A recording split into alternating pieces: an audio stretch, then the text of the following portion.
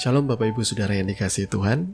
Jumpa kembali di podcast Mutiara hari ini. Sahabat bertumbuh dalam saat teduh yang seperti biasa hadir selama kurang lebih 10 menit ke depan, menemani waktu saat teduh saudara lewat renungan kebenaran firman Tuhan. Dan di podcast kali ini, renungan firman Tuhan akan mengangkat judul Adakah Formula Cara Tuhan Bekerja? Dan nas firman Tuhan terambil dari 2 Petrus pasal yang ketiga, ayat yang ke-18. Demikian firman Tuhan, tetapi bertumbuhlah dalam kasih karunia dan dalam pengenalan akan Tuhan dan Juru Selamat kita Yesus Kristus. Baginya kemuliaan sekarang dan sampai selama-lamanya. Amin. Nah, saudaraku yang dikasihi Tuhan, saya kembali akan menanyakan hal ini. Kira-kira adakah formula cara Tuhan bekerja di dalam kehidupan kita?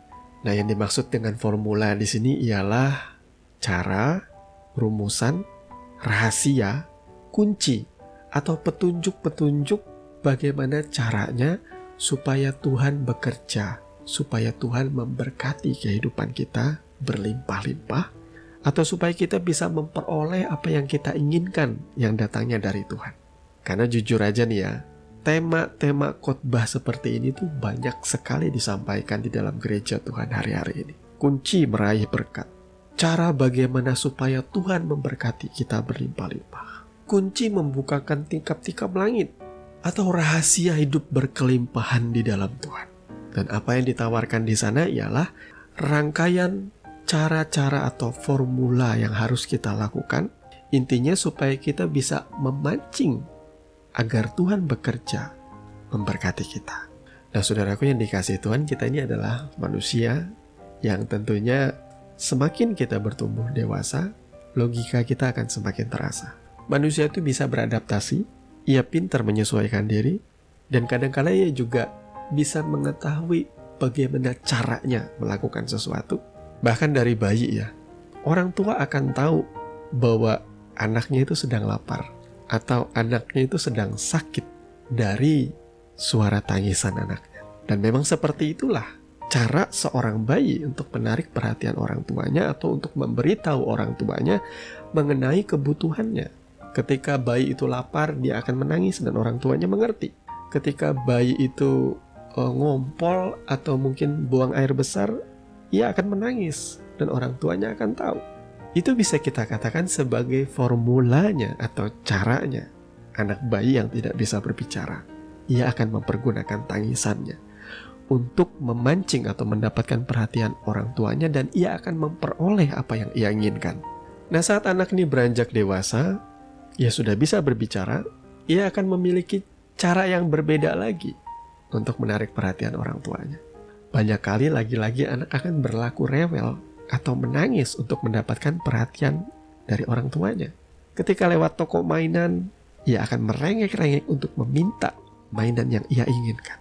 Bahkan ketika orang tuanya berkata tidak, ia bisa menangis sekeras-kerasnya. Ia tidak peduli untuk mempermalukan dirinya, karena memang tujuannya untuk memanipulasi orang tuanya di depan umum, supaya membelikan ia apa yang ia inginkan. Itu juga adalah cara atau formula. Nah, kira-kira cara seperti itu bisakah kita praktekkan kepada Tuhan? Dulu waktu saya baru bertobat dan mengenal Yesus, banyak pengajar-pengajar di masa itu yang berkata, supaya Tuhan menjawab doamu, maka engkau harus meluangkan waktumu untuk banyak berdoa, banyak menyembah Tuhan, kalau perlu berpuasa.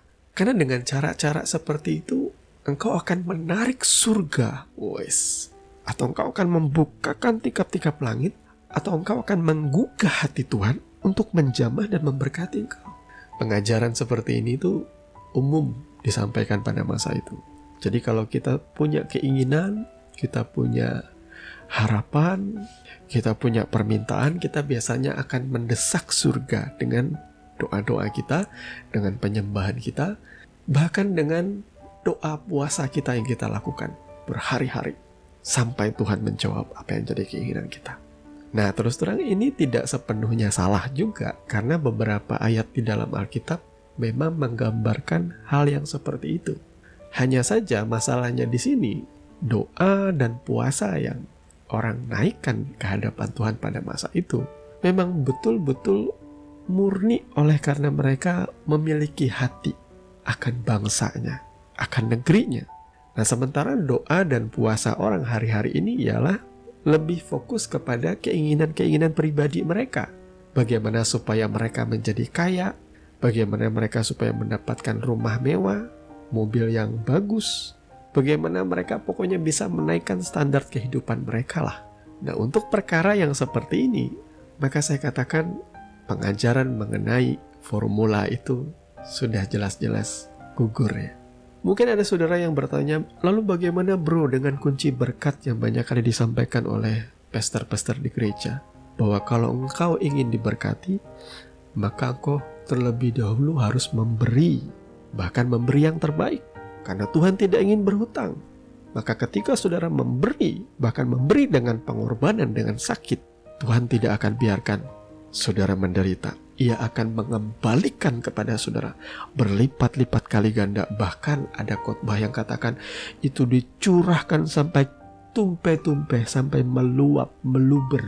Lagi-lagi saudara, saya mau katakan bahwa pengajaran seperti ini juga, walaupun kedengarannya alkitabiah, ini adalah pengajaran yang berpusat kepada diri kita sendiri.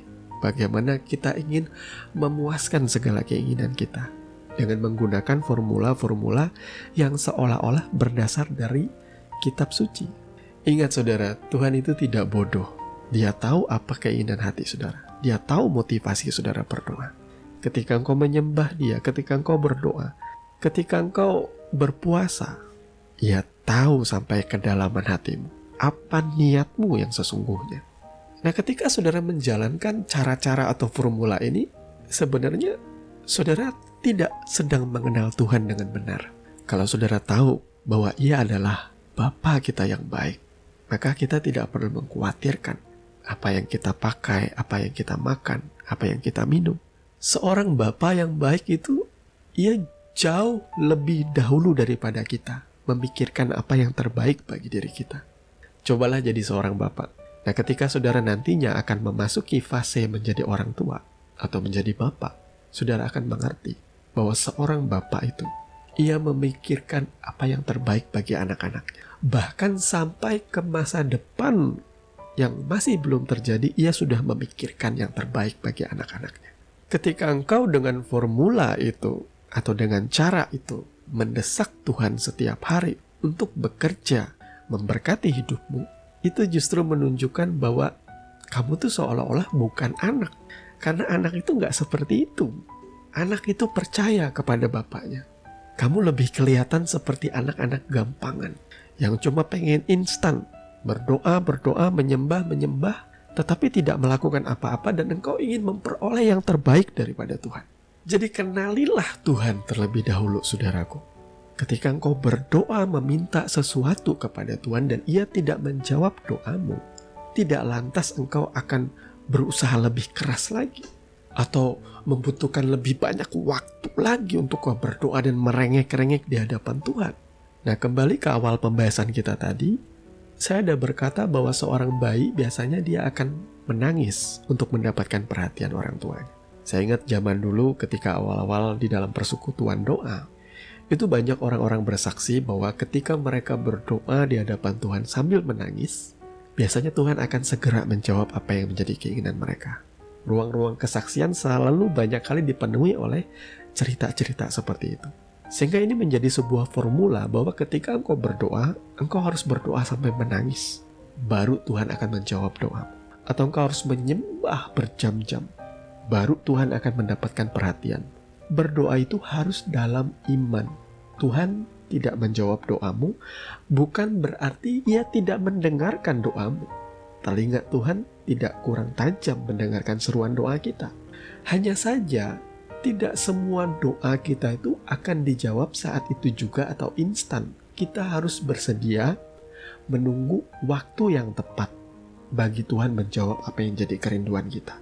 Makanya di sini saya katakan yang dibutuhkan iman. Saya percaya saya cukup berdoa satu kali saja.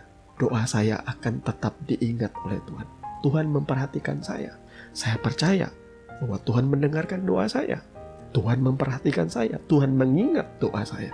Yang saya perlu lakukan ialah saya ingin terlebih dahulu mengenal Tuhan.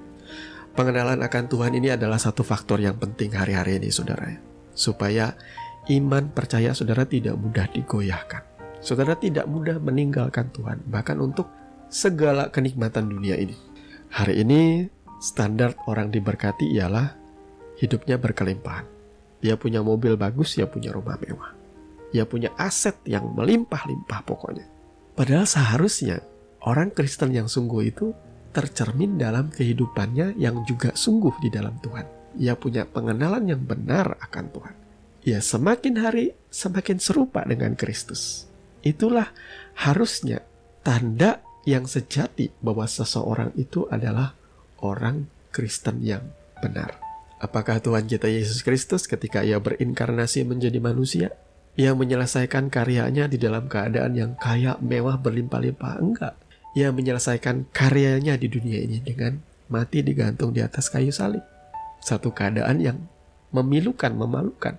Bahkan perjanjian lama katakan orang memandang dia seolah-olah ia kena kutuk atau dihukum oleh Tuhan.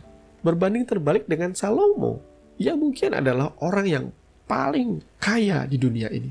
Di masanya, ia adalah raja yang sangat terkenal. Bahkan kekayaannya mungkin tak terhitung. Tetapi saudara lihat buah kehidupannya. Kelimpahan itu justru membuat ia menjauh daripada Tuhan dan lebih fokus untuk memuaskan keinginan-keinginannya. Kitab sejarah mencatat bahwa istri-istrinya yang tidak takut Tuhan mencondongkan hatinya untuk turut menyembah dalam penyembahan berhala. Dan di dalam beberapa tulisan-tulisan Salomo, ia berkata bahwa ia menyesali hal-hal seperti itu. Kekayaan, kemegahan tidak ada gunanya dibanding dengan pengenalan yang benar akan Tuhan kita Yesus Kristus. Oleh sebab itu, saudara, sebagaimana nas firman Tuhan, dan inilah kaitannya, Tuhan mengingatkan kita, bertumbuhlah dalam kasih karunia dan dalam pengenalan akan Tuhan dan Juru Selamat kita, Yesus Kristus. Itu yang terbaik bagi setiap kita. Tuhan memberkati firman. Terima kasih Bapa, kami mengucap syukur untuk kebenaran firman-Mu. Kami percaya Tuhan mengingatkan kami, menegur kami, mengajar kami. Tuhan tolong tuntun langkah kami, agar kami tidak serong menyimpang. Tapi biarlah kami terlebih dahulu memfokuskan hati dan pikiran kami untuk mengenal Engkau dengan benar. Untuk memiliki iman yang sejati, bahwa iman kami harus berpusat kepada pengenalan akan Tuhan kami Yesus Kristus. Di mana kami dari hari ke hari diubahkan, dibenahi, diperbaharui, semakin serupa dengan Engkau Tuhan. Di dalam karakter, di dalam setiap perbuatan-perbuatan. Pikiran kami adalah pikiran Kristus. Kami mau melakukan apa yang menjadi keinginan-keinginan-Mu Tuhan, di atas keinginan-keinginan kami. Terima kasih Bapa. Di dalam nama Tuhan Yesus kami berdoa. Amin. Saudaraku yang dikasihi Tuhan, saudara sudah mendengarkan kebenaran firman yang kiranya boleh menjadi dasar dan kekuatan di dalam setiap kehidupan saudara. Sampai bertemu lagi di podcast Renungan Firman Mutiara hari ini yang berikutnya. Kasih karunia menyertai saudara sekalian. Shalom.